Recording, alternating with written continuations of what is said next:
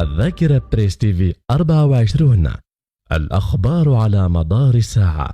بك عندنا ومعك الموقع الإلكتروني الذاكرة بريس تي في 24، وبغينا نعرف وناخذ التعريف ديالك وتعرفنا على الأعمال والجديد ديالك وكيفاش الانتقال ديالك من المسرح إلى الإخراج ديال السينما وانتقلتي للموسيقى، وكيفاش بعدتي وعلاش هذا البعد ديال هذا المجال والاغاني، وكيفاش بديتي الجديد ديالك. اوكي، مرحبا، السلام عليكم. اول حاجه كنرحب بكم ومرحبا بالذاكره بريس تي في 24. هذه القضيه هذه ديال ناحيه سولتيني على المجال ديال الفني. المجال ديالي انا بديته في سنه 2011. سنه 2011 البدايه ديالي كنت بديت في مع الدوره التكوينيه عادي، يعني كما كنتي كتعرفوا جميع الجمعيات ديال الشباب كنا عاديين، يعني الدوره التكوينيه، النشاط، الانشطه الثقافيه. المهم ما كملتش فيها واحد عام تقريبا. في نفس العام اللي ديال سنه 2011 كنت خديت واحد الدريه الله يذكرها بخير، الاستاذه فاطمه الزهراء البدراني، هي اللي كانت مسكينه، يعني شافني كنخدم وكندمر هذا، قالت لي اجي لهنايا. دارت لي واحد زعما هذيك مفاجاه، جراتني من القاعه اخرى، قالت لي خاصك تعلم انا شتك بهنا، ولات تما كاين فريمون علمتني طموح قويه، وشاف بان الجمعيات يعني بحال داك اللعب ديال الصغر، يعني ما نستافدش. ولكن فريمون كنشكرها من هذا المنبر، حيت بالنسبه لي يعني تعلمت مع الاعلاميات وجميع الالات الحاسوب ديال يعني البيسيات الى اخره، الوورد، الاكسل، تعلمت كيفاش نطابي. كما وعدتني بالملف ديال سميتو ديال التدريب ديال 2011 ديال الاطار التربوي، جابتو لي مسكينه. يعني كانت بدايه يعني في 2011 بديت في وزاره الثقافه، بديت في داكشي التخييم الاطار التربوي. وبهذه المناسبه نيت كنشكر السي عبد الرحيم بودقيق اللي تا هو من مدينه الرباط، اللي كان الاستاذ ديالي في المخيمات. يعني فريمون ديك المرحله دوزنا زوينه. ولكن باش نجي نقول لك عاوتاني في 2013 ولا 14، المهم ما عقلتش، كنت بديت عاوتاني الدوره التكوينيه مع دريس الروخ، سمية اقريوت، سعيده بعدي، حافظه بعدي، عبد الواحد مؤذن. لحد الان نيت اللقاء ديالي معاهم. زكريا الحلو، زوج الزعيم راديو اصوات، نيت كانت معنا في فورماسيون، درنا فورماسيون ديال الراديو. يعني هذيك هي البدايه، الانطلاقه عاوتاني كانت هنا في المديريه الجهويه ديال اللي حدا لارميطاج، وكانوا نقلوا من واحد من ورا ديك كما قلت لك 2013 شي 3 سنين وكاك ولاو تفرقوا. يعني المجموعه اللي كانت مجموعه ما بقاتش، كلها يوزعوا على ديور الثقافه والمراكز. اخر عام ديالي معاهم في سنه 2000 في 2015 2016 بديت من تما بديت الانطلاقه ديالي ديال الاخراج، فاش درت معاهم الفورماسيون كلشي. بديت في 2016 بديت الاخراج. اول فيلم هو فيلم ديال ريحه البارح. هذه كلمه مني ديال جيجي لاله، وانا خديت واحد الفكره باش قاديت على شكل فيلم قصير. من وراها بديت الانتقام كيدوي على السيده، يعني واحد الموضوع اللي هو كخطا طبي. من وراها بديت مصير الام، ابخي تبعت واحده، واليومين هذا كان اخر فيلم في 2017 هو الهجره. كانت فيه نيت الفنانه اسماء المزاقور، السي عبد المولي الزياتي رحمه الله كان معنا، فاطمه العرج فنانه القديره، وما تبقى الشباب والشابات اللي كانوا معنا في الهجره. ومن تما نقول من سنه 2017 حبست الضومين بصفه عامه. في سنه 2019 كان اللقاء ديالي مع نيت الصديقه واللي كنعرفها فاطمه الزهراء، ملي كانت معنا نيت في الفيلم ديال سعيد خلاف في ديال لا ورده لحنان مع فريد الركراكي، يوسف الجندي الى اخره. ومن الاطلاله الاخيره ديال عاوتاني ديال الفيلم ديال على القناه الاولى مع سعيد خلاف، من تما للاسف غبرنا مع لا من غير يكون فيلم، ولكن يعني كاين اعمال كاين بزاف، ولكن ما الا جينا ندوي على هذا البحر حاجه اخرى كما كتعرف، يعني كاسينغ ديال باك صاحبي وصاحبتي وفينا ديالي هادشي اليوم. هذا ما كان. اما من الانطلاقه ديال صافي بعد شويه، حيت لي كاسين كتعرفي واخا كتعيا كلشي، ولو قالوا حكا ما حكا كاين دابا البطاقه الفنان المهنيه الا درتها عندك حق باش تخدم عندك هذه.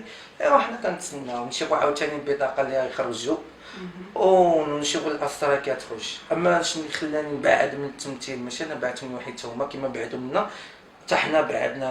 انا من النفس ديالي ماشي الحسكابه كما كيقولوا. بغيتيني على واحد الهدف ديالي نخدم معاك، تبارك الله عطيتك عهد الله، قلت لك انا نواعدك نكون طرف تجيك نعاونك، مرحبا. قلت لك نخدم معاك فابور، خلي المسؤوليه عليا، ما يكونش بيناتنا صداع. ولكن الا كان شي حاجه بان توعديني بفلوس توعديني خدمه وفي الاخر ما تعطينيش حقي، يعني فاش كنوض صداع شحال من حاجه كنقولوا لنا للاسف كيقول لك هذا واش هو داك الظريف. ولكن الحق الانسان تاخذ عرض راه بيان سور غتنوضها اي واحد، ولكن واش كتنوضها كيمحيوك في اللائحه كيكلاسيك. وصافي تما قلت الله ما ندير الاخراج ديالي، درتو بديت في الافلام ديالي المهرجانات. وابخي راني دابا كيفاش جات السؤال اللي قلتي على باش نمشي من الاخراج لا ميوزيك. انا كان الحلم ديالي فريمون من الصغر، يعني كتميل للظاهره الغيوانيه اكثريه. وي الغيوان. الظاهره الغيوانيه كناس غيوان، جلاله، المشاهب، الرفاق، الرصاد، المسناوه، يعني مجموعه سيام بزاف د الحوايج. ولكن هادشي كان في الاول، يعني فاش كنت كنتصنت الى اخره كان يعني كما الصغر عاوتاني لا ميوزيك غادا بالدم. ولكن باش اللي خلاني ناخذ واحد الحاجه نعزلها ونتعمق فيها هي جلاله، وخصوصا انا في الظاهره الغيوان فريمون كنت باغي الناس الغيوان وناخذ منهم اسم. كنت نيت نمشي نختار لتحت برشيد باطمه بجميع المجموعه، ولكن للاسف ما كتبش الله. ونيت انا شفت عاوتاني مجموعات كثروا، كاين اطفال الغيوان، جيل الغيوان، احفاد الغيوان الى اخره.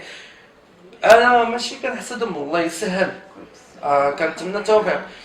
وما نقدرش ندخل مع في واحد الحاجه نقول لك حكا كيديروا كوبي كولي ولا هذا، الانسان براسو في الحياه ديالو هو ناحيه الابداع. ولكن انا جاتني سهله بان المجموعه فاش كانت معايا في الاول كنا غاديين بخير كذب الله. ولكن المشكل يعني فاش تفرقت المجموعه وكل واحد مشى بحاله ما صبروش معايا، حيت هما من النوع الخفيف. يعني مثلا ضربنا اليوم غدا خصنا مهرجان، لعبنا شي ديسك اليوم غدا مهرجان. انا ما عنديش هذه الفكره. انا عندي يعني اش غنقول لك، خدم بنيه وتعب بنيه وعطي اشنو عندك عاد عطيت السوق باش تطلع. اما باش نجي نقول لك انه من غدا حكا جمعيات هكذا ما نقدرش، حيت اول حاجه كنخدم فيها هي نكون القيمه النفسيه، واصلا ما نكونش متطفين على المجموعه. ماشي المجموعه هما عطاو واحد اللحن واحد كثير ونجيو حنا من اللور نرجعوها كي الشعبي ديال العونيات ولا هادشي الجديد اللي ولاو للاسف. اما اللقاء ديالي كما كتشوفي فوالا مع الصور هذه نيت في المهرجان ديال الحي المحمدي، التكريم ديال نيت الظاهره الغيواني ديال محمد حمادي. هذه كانت نيت في الحي المحمدي هذه كان واحد الاغنيه البوم ديالهم. هذه كما شفتيها هذه كانت نيت في اول لقاء ديالي مع السي عبد الحفيظ البناوي في ديال مجموعه الوان، كنذكروا بخير اللي كنشكروا من هذا المنبر اللي هو السي العربي رياض، محمد حمادي، عبد الرب اللي معاك، السي عبد الكريم قسمشي ديال مجموعه الجلاله. هذا اللقاء هذا كان في سيدي بليوط، يعني كنت مشيت يعني كان حضور عادي تا سهل الله في خدمه. بديت معاهم من تما، بديت الكونطرا ديال مراكش في الظاهره الغيوانيه، من تما كاين بديت، ولكن ماشي كمغني، يعني في اللجنه التنظيميه في اداره فنيه الى اخره في شحال من حاجه. المهم هما كيقسموا لك الخدمه اللي كبغيتي. ومن تما كاين بديت معاهم في سيدي بليوط، بديت معاهم عاوتاني في حي المحمدي، حي المحمدي وعين الشق نلتحق هي السؤال التحقنا بسيدي بليوط. ابخي من تما طلعنا باب مريسه في سلا، من باب مريسه وسلا رجعنا عاوتاني سد بليود كنمشي مع الاخر باش يديروا انطلاقه لمراكش. والحمد لله داكشي. اما من ناحيه الاغاني ماشي ما بغيناش نغنيو، متفقنا مع انا في الاول مشى بالي غلط على واحد يعني مجموعه جيجي لالا من السي محمد الدرهم المولي طه الصباغاني الى اخره، المجموعه كلها مصطفى باقبو كلهم اللي هما كانوا مجموعه باينين. الاختلافات اللي لقيت يعني كل واحد كيفاش فاش جيت نتعمق وبحثت مزيان لقيت راسي بان المجموعه كل واحد عاطي اغاني ديالو. حيت هي دابا في حقوق المجاوره اش خاصك دير الا دابا اللي كيمشي غلط كيقول هذه مثلا الاغنيه ديال ناس غيوه كيعاودها مثلا بحال المهمومه ولا الصينيه مثلا هذا نعاودوها وكيلا عاودناها ولا كسجلنا هذيك هي المصيبه الكبيره. حيت الا سجلنا داخله في حقوق المجاوره اون بليس غنلقاو مشكلين حنا الا هما تشاورنا معاهم. اول حاجه حنا رادين الا ربما جينا وكنا عارفين القانون الا غنيناها بان حنا رادين على داك التنازل ديالهم، يعني الدروه ديال النص ديالها غيدوز لهم وحنا ما يشات لنا الباقي. يعني من حقهم هما غادي يدوز لهم. ولكن الا تنازلوا لك هما في الوراق وبغاوك تعاود لهم شي حاجه وتبقى ديالك غيديروا لك دعوه في المحكمه والتنازل في حقوق المجاور كلشي غتولي تربحها انت. ولكن هي في القانون عمر شي حاجه ما ترجع لشي حد، وخصوصا هو اللي كمجموعه وباقي في الحياه. واخا العربي باطن الله يرحمه الى اخره، وتا مجموعه جيجي بحال دابا السي محمد الدرهم اتصلت به قلت له ودي ما كرهناش، راه شفنا واحد الاغنيه ديال اليمين تعاودت في الامارات، شفنا كيفاش تعاودت، حنا ما كرهناش نعاودوها. راه في الاول سميو واش ديال المجموعه ساعه بحال لقيت كلها اغاني ديال واحد امتى شنو هما اللي فوالا شنو هما اللي ديال المجموعه فيها اللحن وفيها الكتابه ومنخلطه النصوص ديال الكتابه هي من سنه 1965 75 يعني فاش كانوا مجموعه واحده فوالا. اما فاش دابا كلها تفرقوا مع على ما اظن وقيلا السي محمد الدرهم قدم الثقات وقيلا في 97 ولا 99 98 وقيلا، يعني فاش كيخرج بنادم كل واحد كيدير المشروع ديالو. يعني حنايا دابا ديك الساعه كل واحد يعني بحال ديب الغابه ولا اللايمين العيون عينيه يعني بزاف اللي ولكن بحال اللايمين هو ديالو بوحدو. يعني الا بغينا نعاودو هادي ونديروها في الاستوديو وندخلوها بالدروه ديالنا حنا خاصنا نتشاوروا معاه هو يدير لنا التنازل ديالو ضروري. فوالا الا ما درناش حنا اللي عجبني انا راضي بهذا الشيء وداك الشيء علاش المجموعه ديالي تفرتكات ومشات بحالها ما رضاوش. اما انا راضي بهذا الشيء حيت عارف القانون ديالو او ميم طون يعني كل اغنيه درناها قد ما انا فرحات عليا نعاونهم. اصلا هاد الناس كلهم بركوا فهمتي، يعني كل واحد شتت. يعني انا كهاديه كادو كما فرحونا وعطاوني الاسم وعطاوني كل شيء حتى انا مساعد نعطيهم يعني نعاودوا الاغاني ديالهم وياخذوا مع راسهم حتى فلوس من حقهم. المهم انا بالنسبه ليا غادي تكون زوينه للمجموعه. علاش المجموعه؟ حيت غادي تزيد بنادم يزيد يتدرب على اللحن وعلى الايقاع وبزاف د الحوايج. ونهار ندير واحد عام ولا عام ونص ربما ونتعلم كل شيء غادي نسدوا واحد الباب من عندنا حنا. لكن هما الا بغاونا وعجباتهم القضيه غنبقاو كونطرا، ما بغاوناش غير ديك الساعه تعلمنا واستفدنا نسدوا داك الباب ديال الارشيف ونبدعوا الكلمات ديال الالحان ديالنا حنا جداد باش حتى حنا نكونوا التراديتور ديالنا حنا بحقوق ديالنا. وخلاهم الله علم شكون يضمن راسو واش باقي حتى 60 عام هذا يبقى لنا التقاعد ديالنا. هذا ما كان. اما من ناحيه المجموعه كان كما قلت لك كان اللقاء ديالي مع السعد كريم ومولي طه الصباغاني نتمنى ليه الشفاء العاجل. كان اللقاء ديالي مع في باب المريصه يعني من تما عطاوني الاسم. انا في الاول كنت خديت حفاد مشات لي على بالي بان راه ما كايناش الدائره ديال جيجي. قال لي اش دير الحفاد حتى راه ولدنا ندير ولاد جيجي لالا. قلت ليه مرحبا ودرتها صافي خديت. دابا الاسم ولا من الارشيف اليوتيوب دارت بوم. ولكن من ناحيه الجديد فينا هو الجديد لقينا مشكل في الاستوديو لقينا في الدعم. لا ماشي الوقوف يعني اصلا بلا هاد الكل فيلمو بنادم راه ما يمكنش يعطيك واحد 5000 درهم ولا باش الاستوديو. ولكن الانسان هذا واش كيفرحك بديك الكلمه كما قلت كيواعدك بشي حاجه كيواعدك، ولا غير دعا معاك وفرحك كيقول لك شي حاجه بسيطه. المهم راه قال لك هاد البسيطه حتى غتكون بكي الا احتاج مثلا شي مدير في دار الشباب ولا مثلا في مركب قال لك اللي بغيتو مرحبا. حتى حنا ديك النهار اللي بغينا نديرو شي سهره نمشيو عند الديكتور مسلم مع الورقه وندخلوا شي مركب ونديرو السهره. يعني الانسان مهم انا كعزيز اللي واعدك تبقى في الوعد ديالو، واللي ما واعدكش او لا واعدك وما وفاش به من احسن ما نوض ما كنضرب عليه في خطره. المهم نهار احتاجني انا ما عنديش هذا المكان. اما مع هذا الكل فيلم ما نكذبش عليك، يعني الانسان كل فيلم راه الدعم بحال هاد القضيه سولتيني قبيله على الدعم ديال الفنانين. هاد القضيه ديال ما نقولش لك انا مخربقه، ولكن كما نشرحها لك.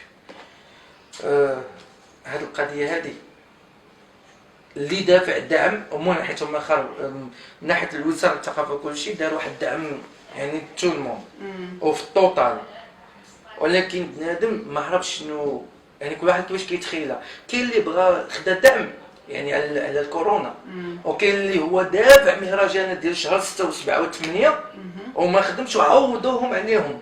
هذا هو الدعم. ولكن بنادم باش شاف داك الدعم كلشي هو كيتسحبوا ربما ديال كل فيلم وكلشي بغى.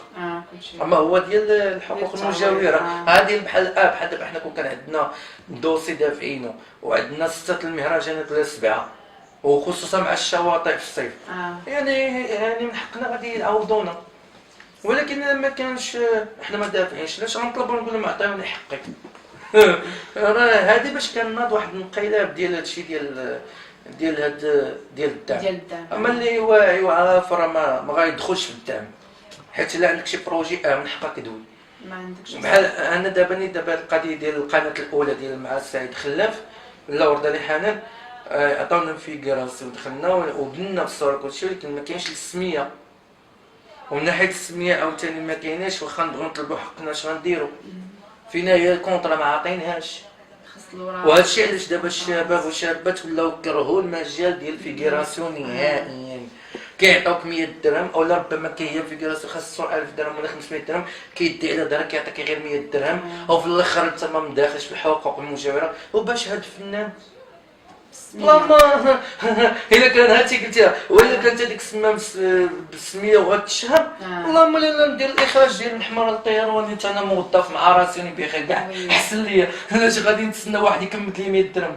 راه الا درتها الربيع والقزبور راه مصورها فوق 4000 ريال في النهار ولا 40 ريال قبطان. ايوا استاذ هادشي اللي كاين. ايوا هذا ما كان. عندك ما تضيف شي كلمه اخيره؟ نشوفوا وصياتكم نتوما شنو بغيتوا تعرفوا مرحبا. بغينا ما الا بغينا ندوحنا راه غنخلطوا شكون عاوين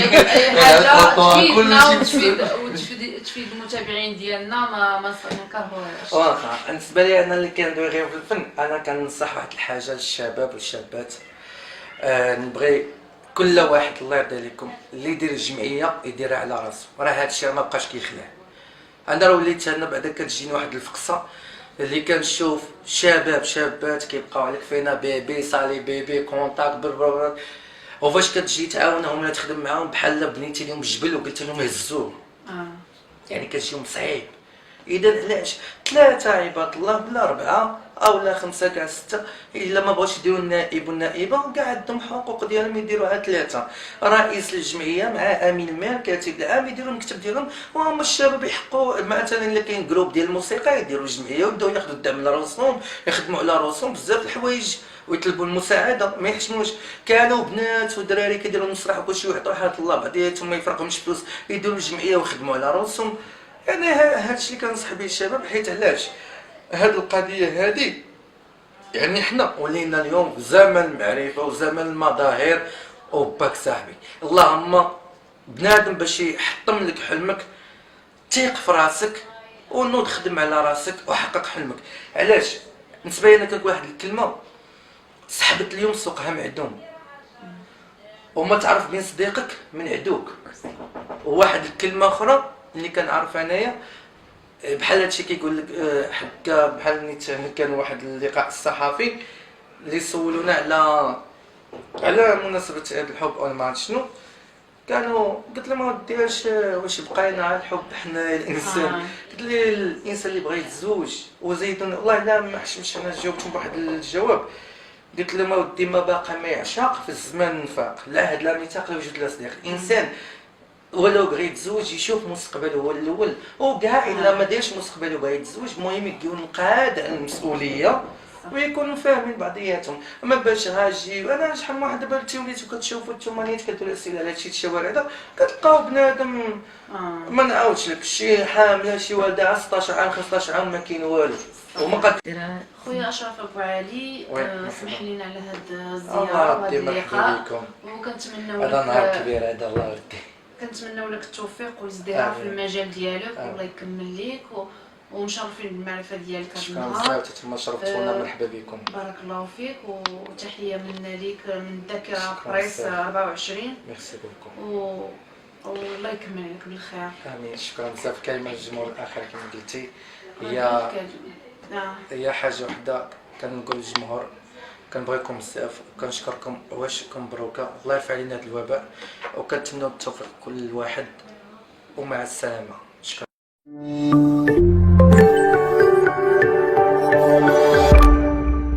الذاكرة بريس تيفي 24 الأخبار على مدار الساعة.